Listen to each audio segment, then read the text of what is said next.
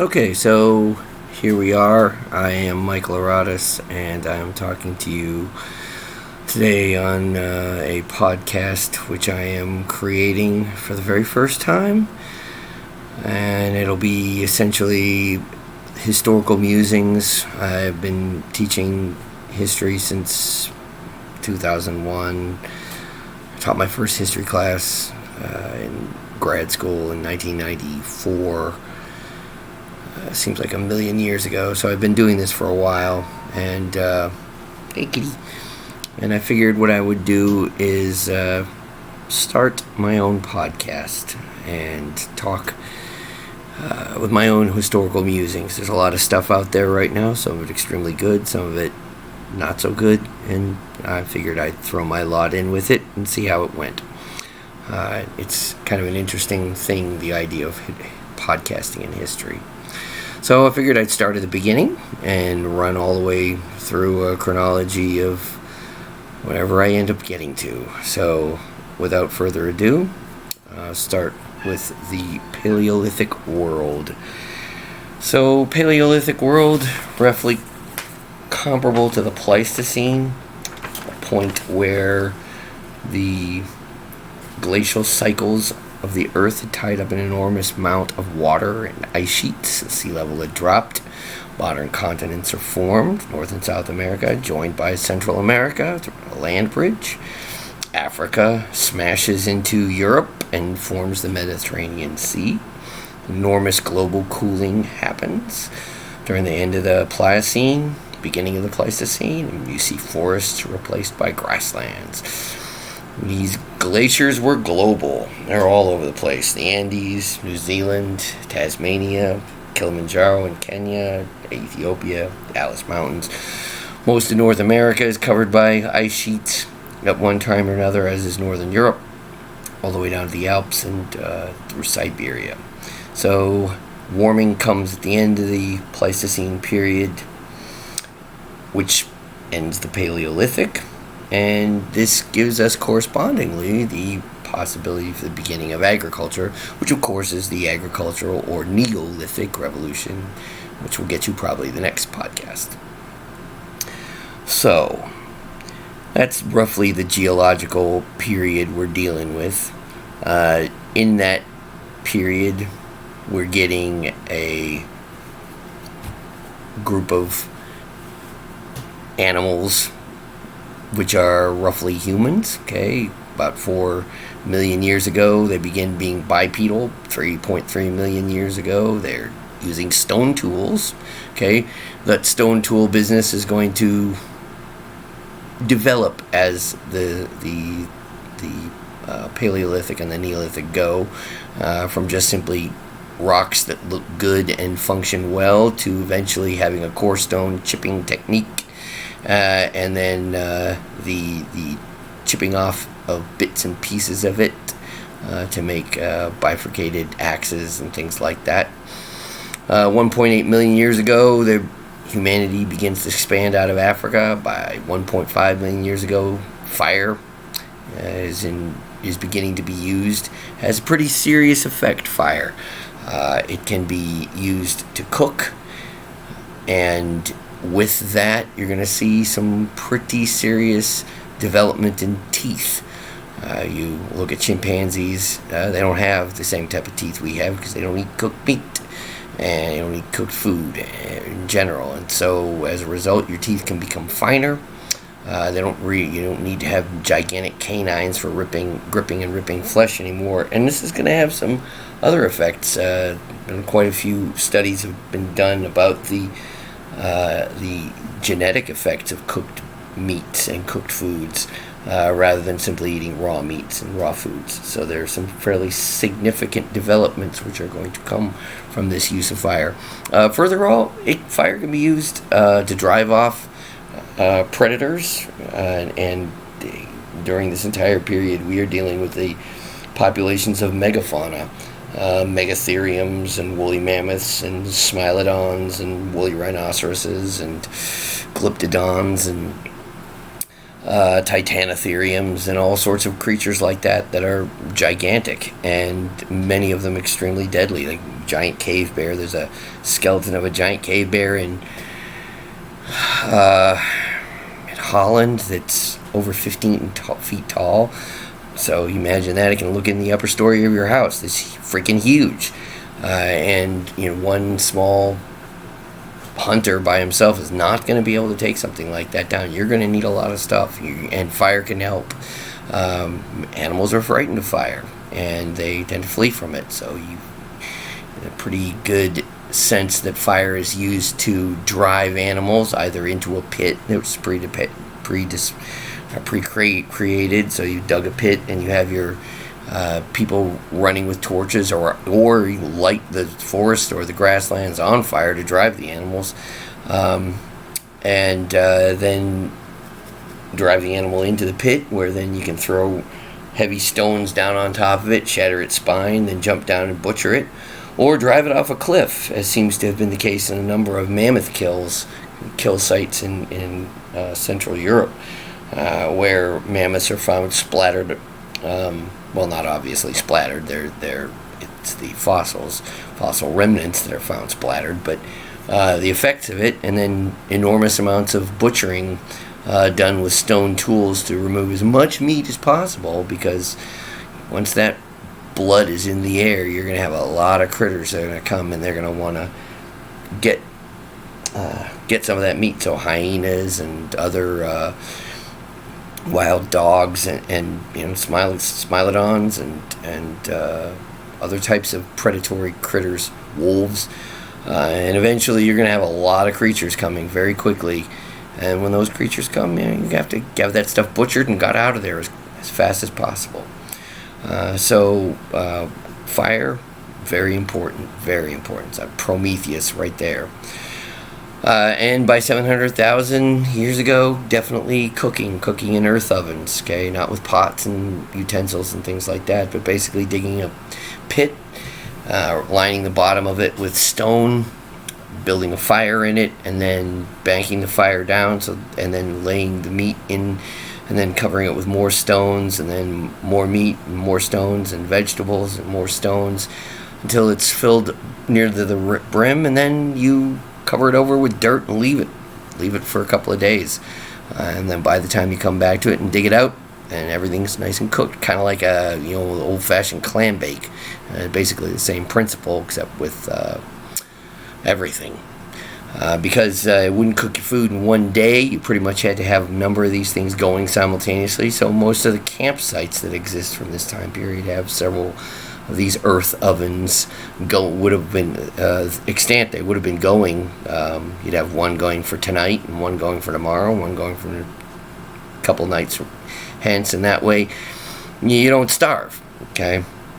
By 500,000 years ago, we have the use of clothes. So stripping these skins off of the hunted animals and gives you fur and also leather. Leather's going to start to appear here, where you're stripping the fat and the various elements off of the skin itself to create a supple leather, but just the fur itself, and then woven vegetable matter, flax, and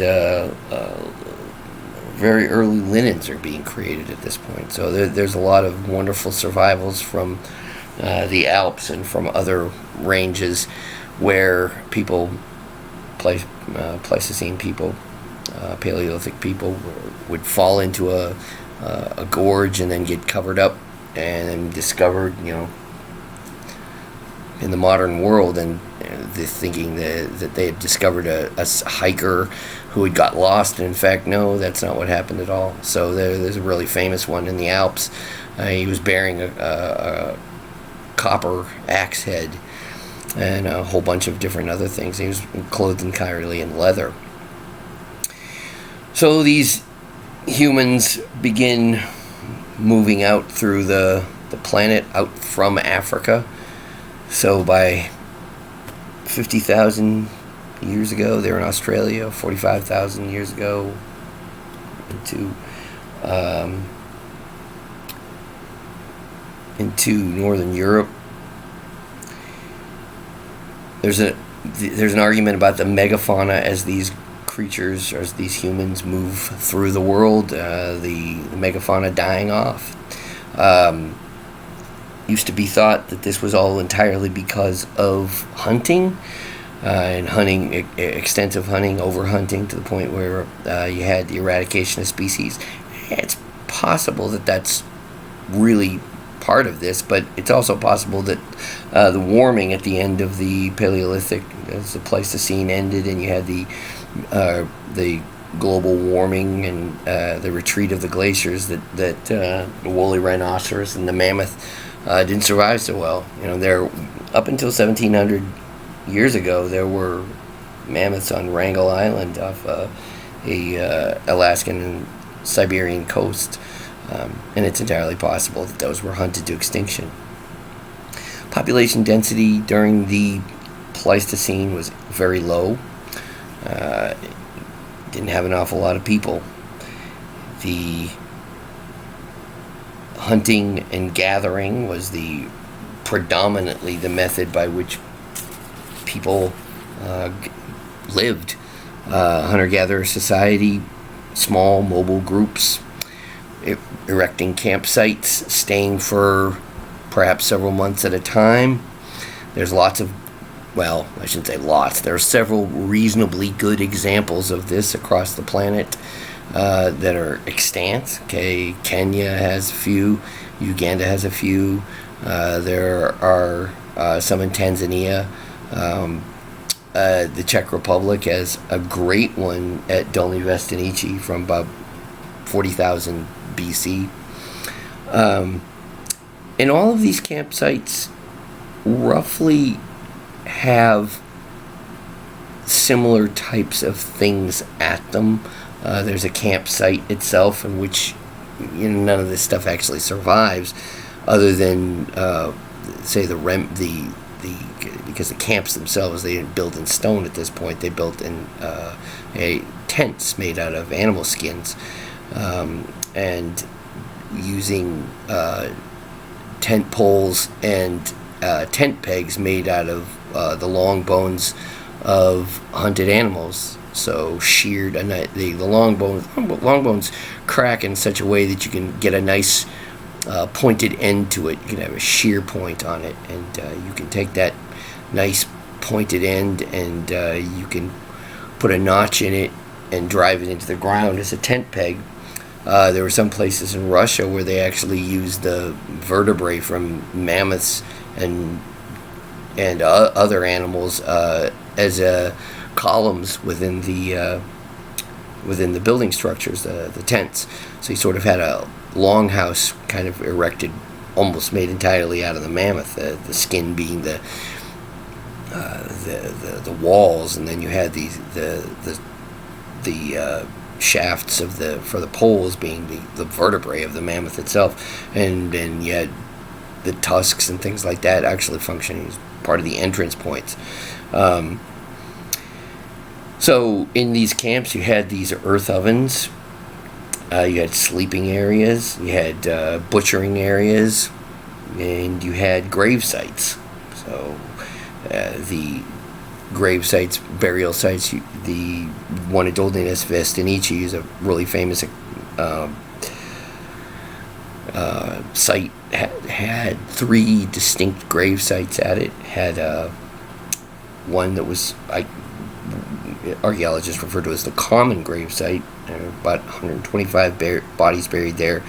These sites were not continuously inhabited. They were inhabited over a long period of time, in upwards of, say, 30,000 years.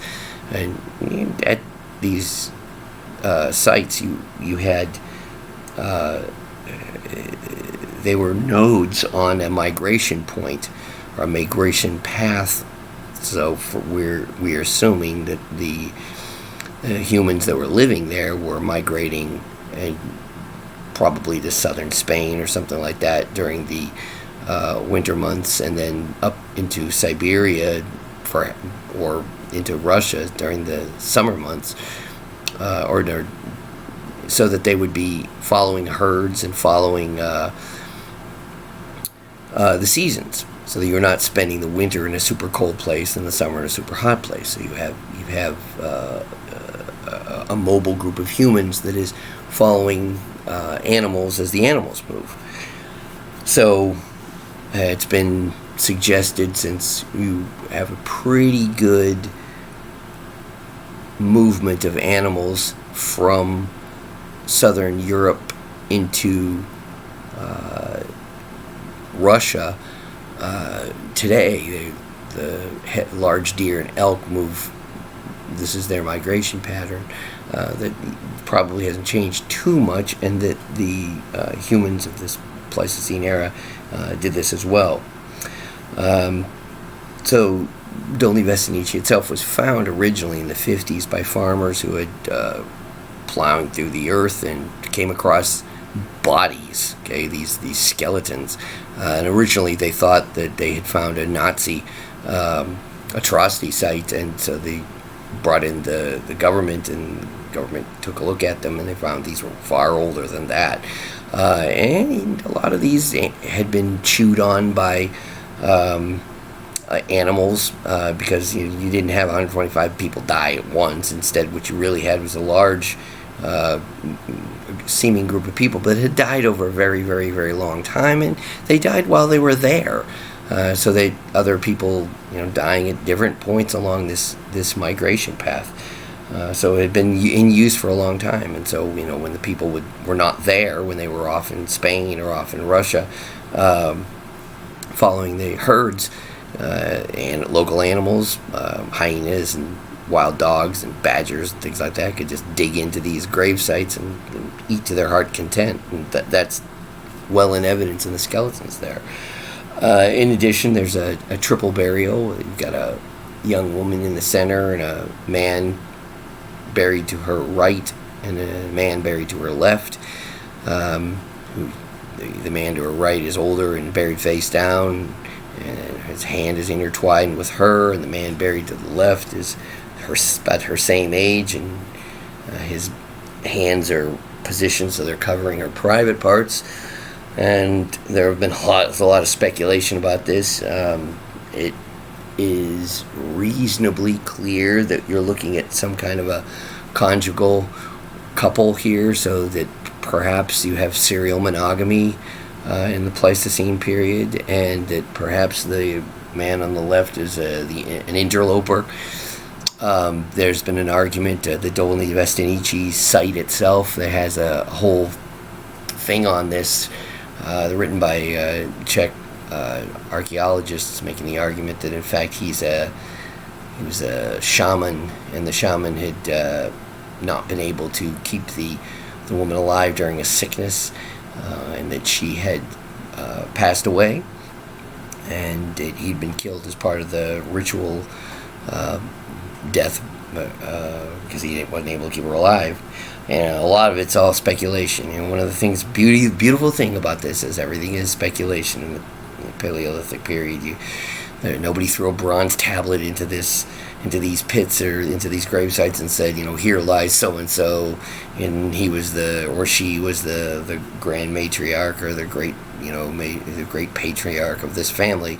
Everything has to be inferred, and sometimes this stuff is inferred wrongly. There was a thought that flowers, for example, were thrown onto the dead in some graves in Iraq, and they found that in fact no, these Pleistocene Paleolithic era graves, in fact, that the flowers had emerged in much later. Paleobotanists looking at this stuff and say the botany is not occurring in the way that they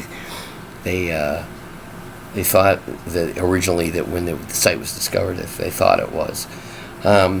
So the third grave at Dolní Vesenice contains an old woman, been in her 70s, arthritic knees and hips. So she probably could not have easily gone on this walkabout across Europe and into Central Asia. She would have had to have been carried. And so how she does this and is carried is probably because she's really important. So the argument goes that she's the shaman, or the chieftainess of the tribe, and that she has a serious amount of power or skill. It's in her gravesite that we find some bone whistles and some 2 mammoth scapula that have been carved, and in addition to that, one of these wonderful Venus figures, these kind of fertility goddess images.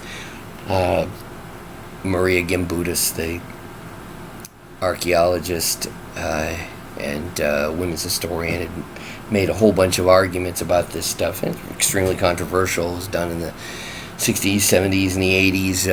Her stuff, she'd basically taken a look at thousands and thousands of these Venus figures from all over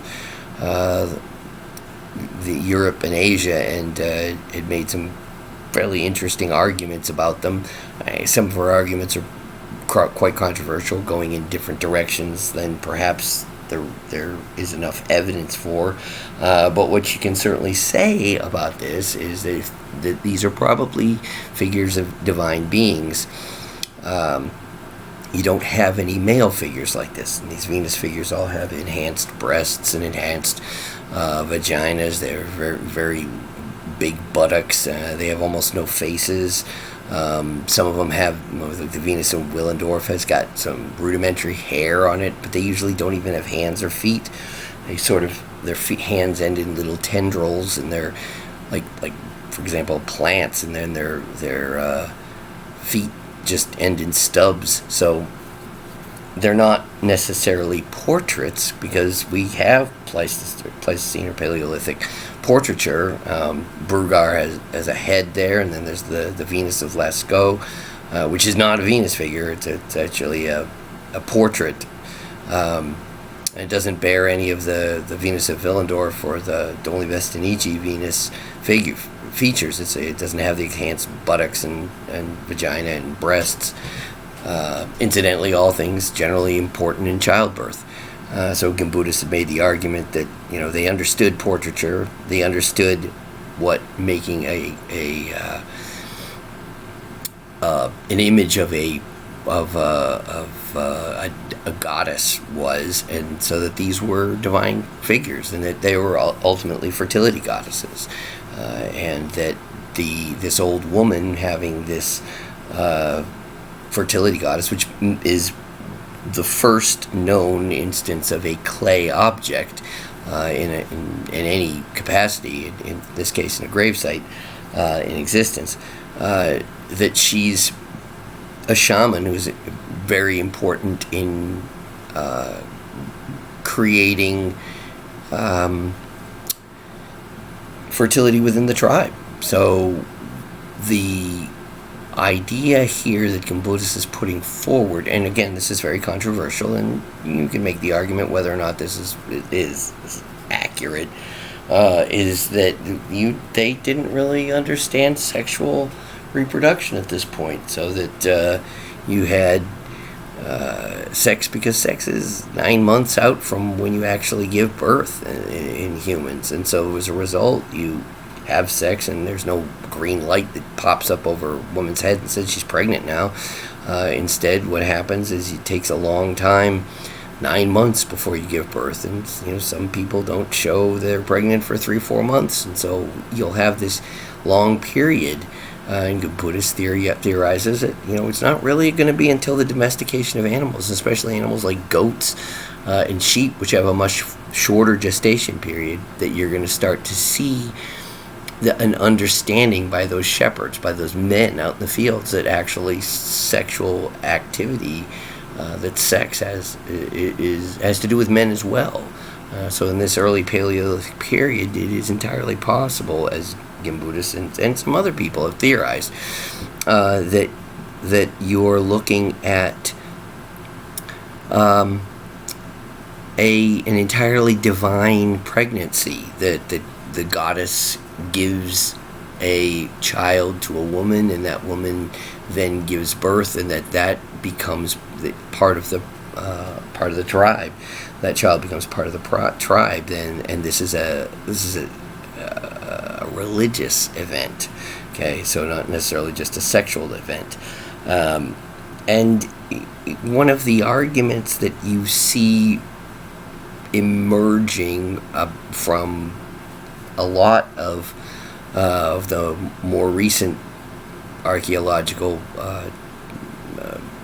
books and departments at universities has to do with this whole business of a sexual division of labor in the hunter-gatherer society. Generally, hunters are men and gatherers are women, and this in the 40s and 50s and earlier was generally thought because that women were too weak and they couldn't go out and they couldn't hunt, they couldn't do the types of things that they needed to do in order to do the kind of hurl spears or throw rocks. And the current argument is that that's not really true. It probably, what you're doing is trying to preserve the very important mom who can make more children, and that this business of putting pregnant women or potentially pregnant women into an extremely dangerous hunting situation, because hunts were dangerous.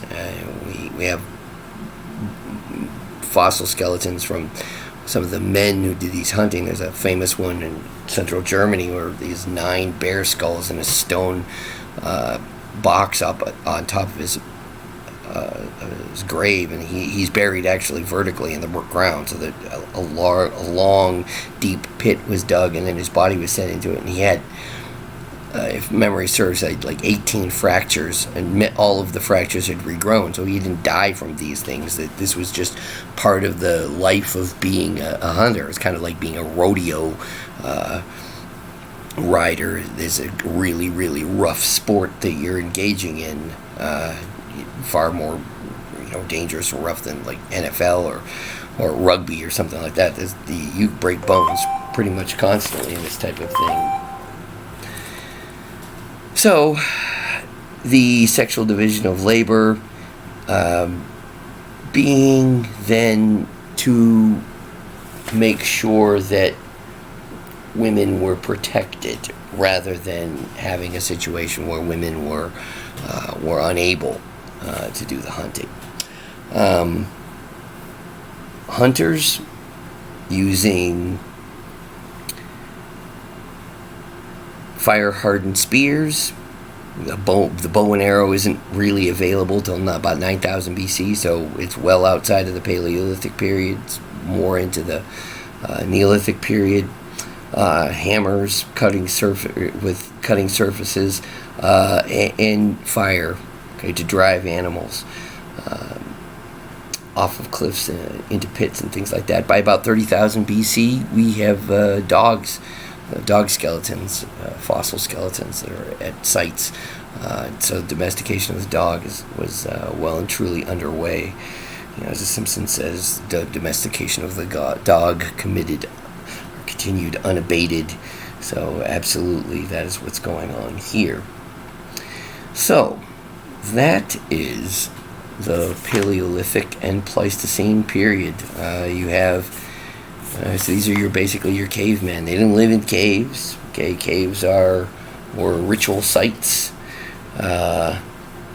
Places like Altamira and Lascaux, like deep within the earth, convoluted cave systems with large amounts of painting, and so the places where we see the first handprints on the walls, where ochre has been, the person puts their hand on the wall and then ochre is tamped over it, so you get that handprint there, and there are 20 or 30 handprints all over the place, and images of humans and images of animals.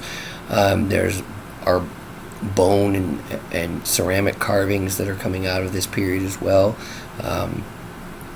So the art is probably religiously motivated. The argument is that this is sympathetic magic, and that we are looking at shamanistic elements who are attempting to project an understanding or a control over nature, and the herds of bison and buffaloes and or woolly mammoths and woolly rhinoceroses and animals like this across the plains. Horses as well. The Altamira's got tons of horses in it.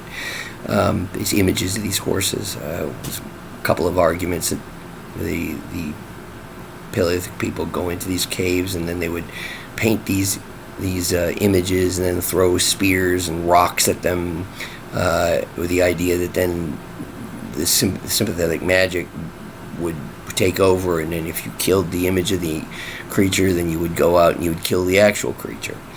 And because so much of this world, you couldn't go to Walmart and just buy food, so you need to hunt your food, and you need to get it off the hoof.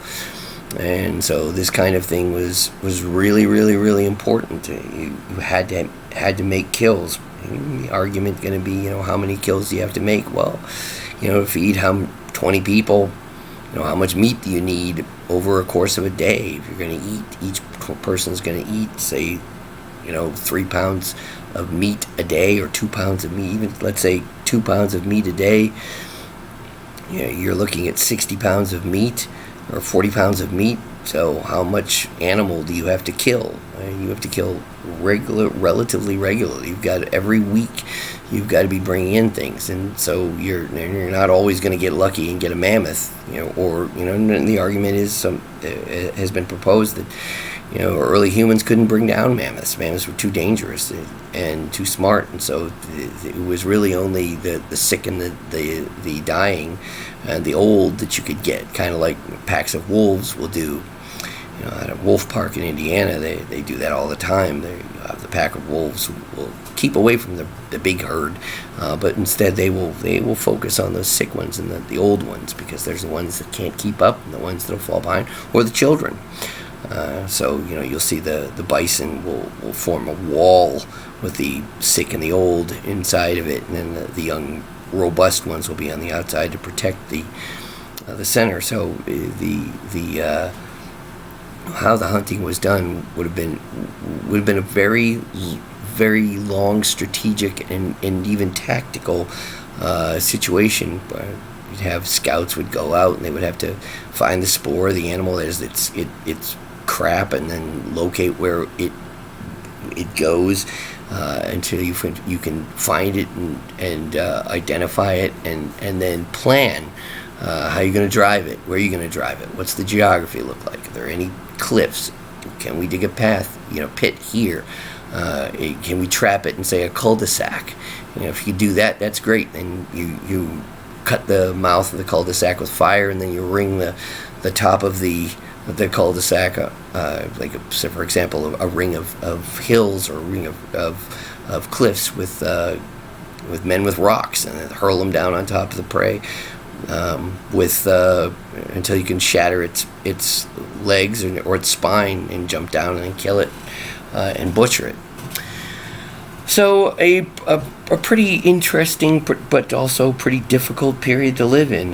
Would have been extremely violent, but also you would have had some periods to where you could sit down and make some art, do some painting inside of caves in order to do this kind of thing. These paintings had to be done over a long period of time, and lots of carving on bone, on tusks.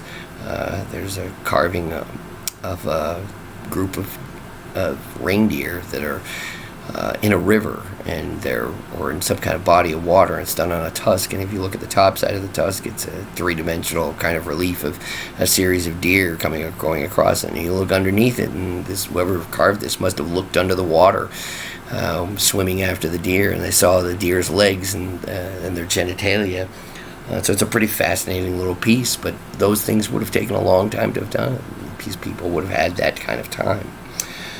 So that's the Pleistocene, that's the Paleolithic period. Those are hunter-gatherers, and I'll post some more stuff on the Neolithic period as soon as I get it done. So thank you very much, and adios.